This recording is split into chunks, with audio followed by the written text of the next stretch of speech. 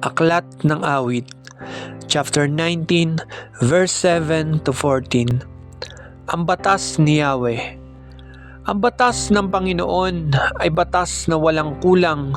Ito'y utos na ang dulot sa tao ay bagong buhay. Yaong kanyang mga batas ay mapagtitiwalaan, nagbibigay ng talino sa pahatang kaisipan. Ang tuntuning ibinigay ni Yahweh ay wastong utos. Liligaya ang sinuman kapag ito ang sinunod. Ito'y wagas at matuwid pagkat mula ito sa Diyos. Pangunawa ng isipan yaong bungang idudulot. Yaong paggalang kay Yahweh ay marapat at mabuti.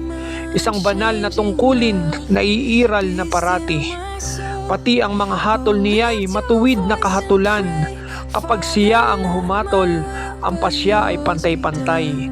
Ito'y higit pa sa ginto na maraming nagnanais. Higit pa sa gintong lantay na ang hangad ay makamit.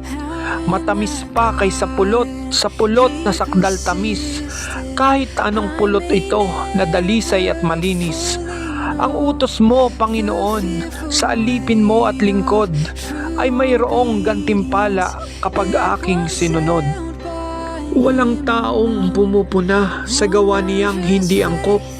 Kaya ako ay iligtas sa lihim na gawang buktot. Ang lingkod mo ay iligtas sa hayag na kasalanan. Huwag mo pong itutulot na ako ay pagharian. Mamumuhay akong ganap na wala ng kapintasan.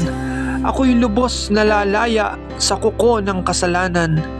Naway itong salita ko at ang aking kaisipan sa iyo ay makalugod, Panginoon ko't kanlungan.